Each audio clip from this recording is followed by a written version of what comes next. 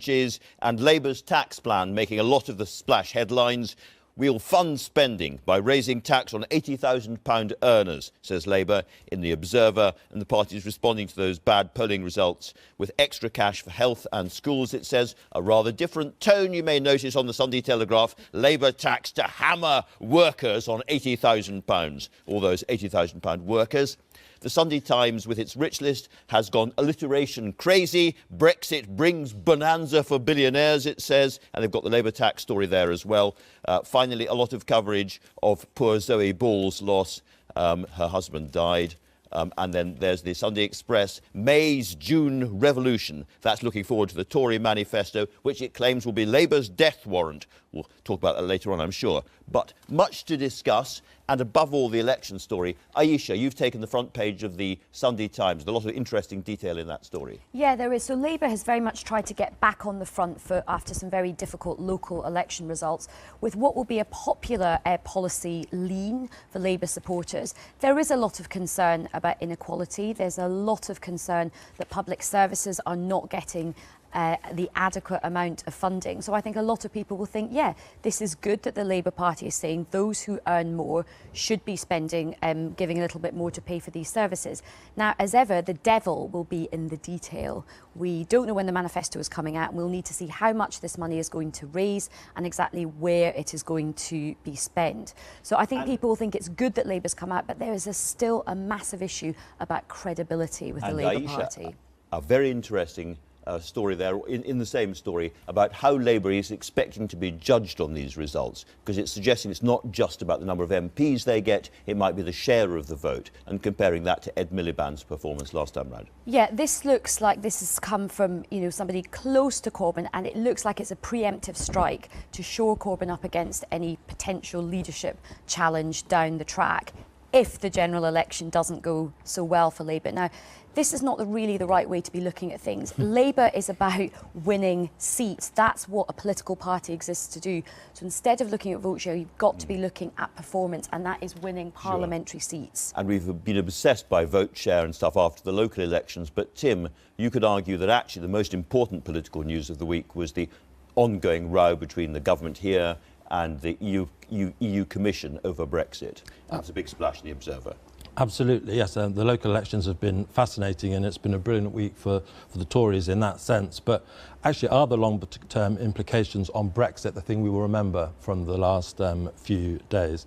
I've always been a Brexit supporter and passionate Brexit supporter, but I've always thought it's quite important for us to create, not just get into the detail of the Brexit negotiations, but create an environment in which Europe wants to do a deal with us, that we tackle the idea that somehow we have rejected Europe as a continent, as a civilization, that we want to separate ourselves from them. And 6 days after Donald Trump became president, Theresa May was off to the USA making a very pro-American speech. How long has she been Prime Minister now? There's never been a big pro-European speech in Prague or Berlin. We like you, we're fond of you. A declaration of love with Europe. And instead, what we've got this week is almost like a declaration of war. And I'm worried about the mood music for the context of these talks. She was responding. You were disconcerted. I saw your tweets by what she was saying outside Number 10. But on the other hand, she was responding to very, very aggressive briefing by Juncker and others into the German press and across the Europe. In a sense, I don't want to sound like a playground person, they started it. they may have done, and it was easy to understand why she was provoked. But the initial response from Downing Street was this was a private meeting. We don't comment on leaks. And that, to me, sounded quite grown up. It sounded consistent with the Theresa May, the strong and stable Theresa May that we're being presented to as the Prime Minister that the country needs. One of the things is there's so much posturing going on over Brexit at the moment from both sides. And while it's important to a lot of people in the election, certainly when I've been going around the country doing my tour and talking to people are worried that Brexit is overshadowing a lot of really important domestic issues that need to be aired in this election, particularly the health service and schools and education. So we talk endlessly about the election, but many of us don't realise there is another election campaign going on almost in parallel. Now, Jim Waterson, you're political editor of BuzzFeed, and you've been doing some work on what's going on social media, and it's a very different picture. Yeah, so at BuzzFeed we spend a lot of time trying to work out how technology is changing politics and the effect that it's having. And what we've done for this election is looked at made a social barometer, which is an attempt to see what people on Facebook, which is used by the majority of UK adults, are actually sharing about the election. And the end result is a very different narrative to the one that we see from newspapers, which overwhelmingly in this country lean to the right. It's a world where Jeremy Corbyn is doing far better than expected. It's a world where these are the evil Tory policies that the government is pushing on people. It's a world where that sort of story goes viral.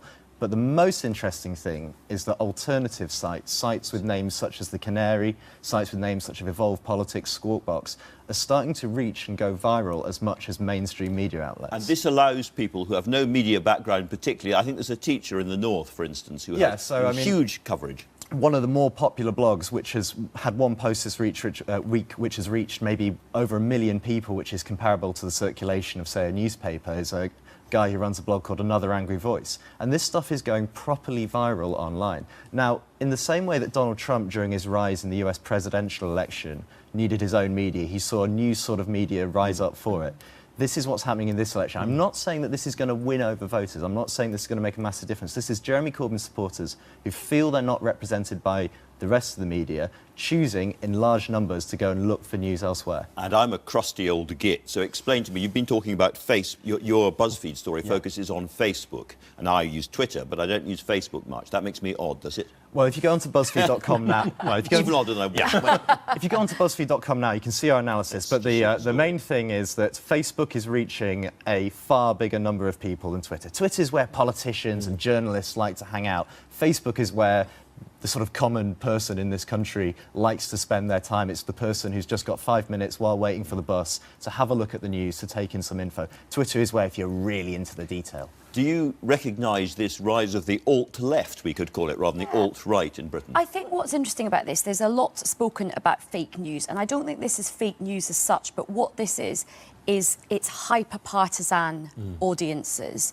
And on your Facebook site particularly, you are in quite an echo chamber. So if you're getting messages which you already agree with, they are going to be hugely amplified. So I think that rise of that very, very hyper-partisan kind of platform is going to eventually have an effect. Now, Jim's right, whether that has a huge knock-on effect in terms of how it moves the needle when people actually come to vote remains to be seen. And Tim, as a kind of respectable newspaper man in the past, you are tiptoeing gently into this world yourself.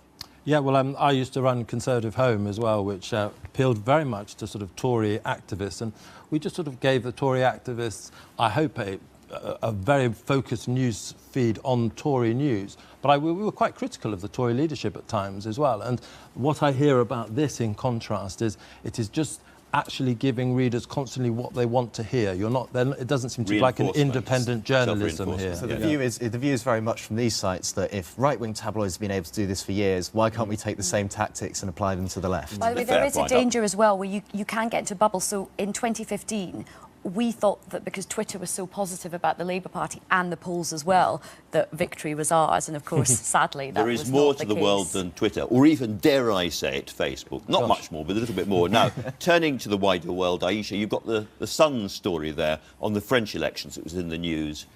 Yeah, this is it's a very strange headline. It's a very classic, brilliant Sun, WikiLeaks, very good kind of writer there. This is an extraordinary story. Another huge sort of cyber leak just on the eve of polling. There are quite severe reporting restrictions around what was sort of leaked. But clearly, it looks like there's, again, disruption going on with Western democracies. People, of course, are looking at Russia in terms of whether they are to blame for this.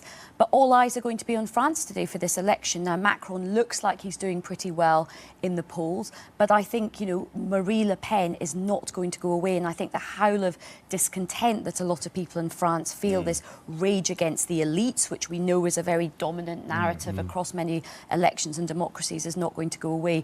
But there's going to have to be a quite a big, I think, inquiry into what this is all about. Because this leak dropped just at the moment the French press were unable to talk about it because of their rules. And we must now wonder whether we're going to get the same kind of thing in our election, whether there's going to be attempts by the Russian hackers to interfere with the British election. It'd be very, sorry, I mean, I think it would be very hard to imagine that they weren't at least trying in some sense. The interesting thing with this is they clearly hacked Macron's campaign. They then mixed it up with some fake documents and released it at a point when no one could report it, which suggests that they didn't really get anything particularly juicy, but they've decided to drop it nonetheless to muddy the waters. Well, the tweet of the week, though, does belong to the Russian embassy, though, in London. After Theresa May made her attack on Europe and Brussels, they said, at least it's not us being accused of interfering in a British election. You could also argue that we're doing quite a good job ourselves. We don't need the Russians to get involved in terms of causing a bit of chaos in British politics But right now. a little bit of humour from the Russian embassy. That is interesting. Now, another big story today. It's that time of year. It's the Sunday Times rich list, causing the rest of us to sit over our cornflakes, sucking our teeth with envy. Jim, what is the story this year? It's the effect of Brexit on the richest people in the country. It is the effect of Brexit on the richest people, and it's because Brexit has resulted in the pound's value falling, which means if you earn all your money overseas, or your companies do, or you have holdings overseas, and you live in Britain, suddenly you're maybe 20% richer. So if you're a billionaire and your stocks have shot up that much thanks to Brexit, on paper, you're suddenly worth an awful lot more. So it's the Hinduja brothers who are top of the list this year. But the main thing is seeing what happens when that money that's been overseas comes back to London. Suddenly, it's a lot cheaper to bring it back home. And Adele's in there as well. Adele is worth 125 million, which is not bad for a 29-year-old. A warm glow of empathy. On your tablet, you have there Prince Philip story. Lots of Prince Philip in the papers today, of course, looking back at his career as, if you call it a career, I don't know what you call it, his life. Public service, a life of public service. Life of public service. This is a tribe in Vanuatu? Yes, that's right, a little island in the Pacific called Tanna Island, and they have regarded Prince Philip for decades as a demigod, the son of the mountain god that they worship. And they believe that should he come back to the island, that their crops will grow taller, that the sickness on the island will disappear. And so you can imagine that news of his retirement has hit him a little bit harder than it's hit some of us in the UK. He has, of course, said he's now, or Prince Edward has said in an interview that he will pick and choose his public appointments. So he's not retiring completely. South Pacific is in order. It's in order, definitely. I have to say, reading across the papers today, I don't think it is only Pacific Islanders who appear to regard him as a demigod this morning. Anyway, Stephen Fry, talking of gods and demigods, is in trouble with this is an old interview, wasn't it, in Ireland, Ayesha? It is. This is an old interview from a couple of years ago where he was asked his views on God, he has played God in his time, and he said something like, well, if there was a God, why would all these terrible things be happening? Now, a viewer has complained, and it has been completely investigated by the police now under these blasphemy laws. And it does seem extraordinary in an age of free speech that, people are going to be the police are going to be wasting time investigating this as a sort of serious crime. Well, the Republic of Ireland remains a very different culture. But since we're talking about God, that allows me to say thank you very much